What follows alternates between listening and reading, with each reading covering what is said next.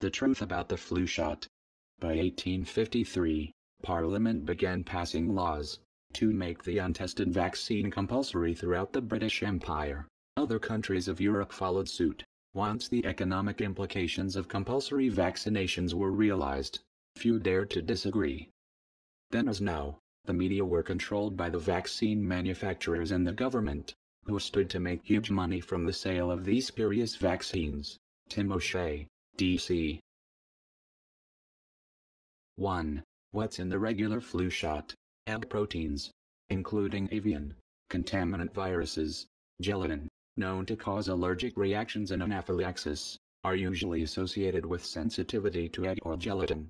Polysorbate 80, tween 80, TM, can cause severe allergic reactions, including anaphylaxis. Formaldehyde, known carcinogen.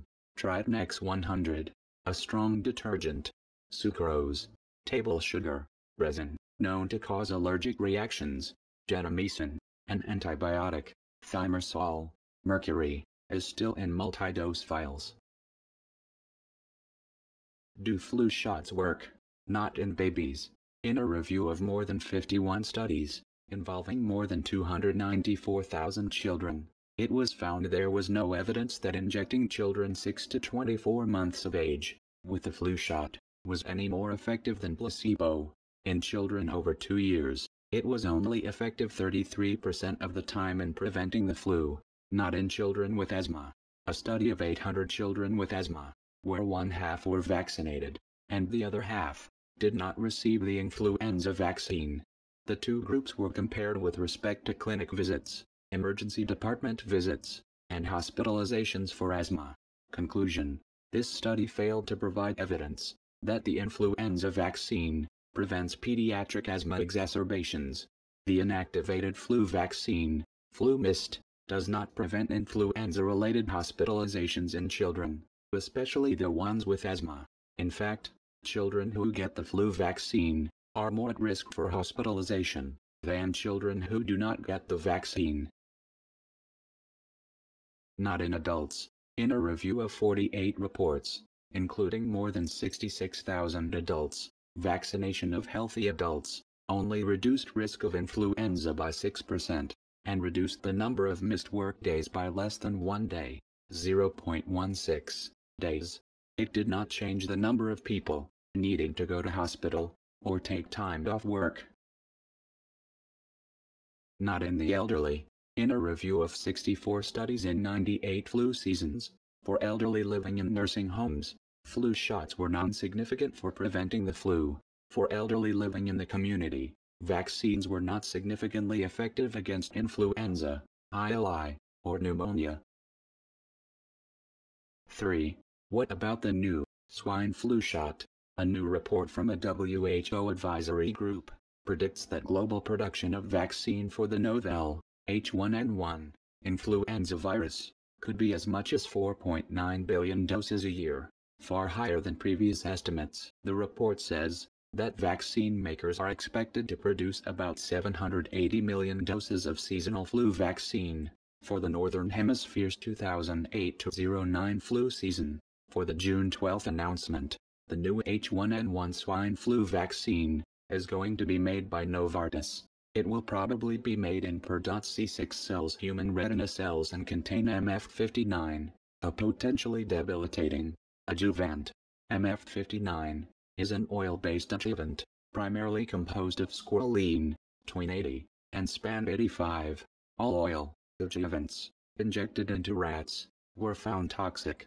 All rats developed an MS-like disease that left them crippled, dragging their paralyzed hindquarters across their cages. Squalene caused severe arthritis. 3. On scale of 4, squalene in humans at 10 to 20 parts per billion lead to severe immune responses, such as autoimmune arthritis and lupus. Federal health officials will probably recommend that most Americans get 3 flu shots this fall, 1 regular flu shot, and 2 doses of any vaccine made against the new swine flu strain. Is mandatory vaccination possible? In 1946, U.S. Public Health Service was established and EO 9708 executive order was signed, listing the communicable diseases where quarantines could be used.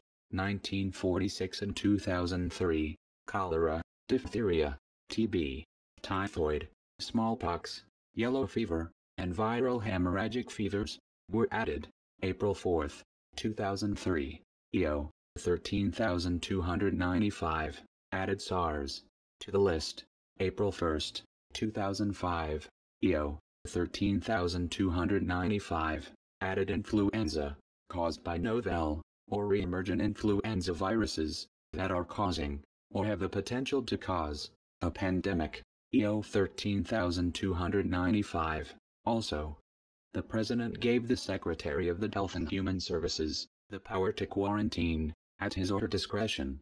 They now have the power to arrange for the apprehension and examination of persons reasonably thought to be infected. A cough or a fever could put a person at risk for being quarantined for an extended period of time without recourse. January 28, 2003, Project BioShield was introduced during Bush's State of the Union address. This created permanent and indefinite funding authority to develop medical countermeasures. The NIH was given authority to speed approval of drugs and vaccines. Emergency approval of a fast-tracked drug and vaccine can be given without the regular course of safety testing. December 17, 2006, Division E. The Public Readiness and Emergency Preparedness Act was added as an addendum to Defense Appropriations Bill, H.R. 2863, at 11:20 p. on Saturday night, long after House committee members had signed off on the bill and gone home for the holidays.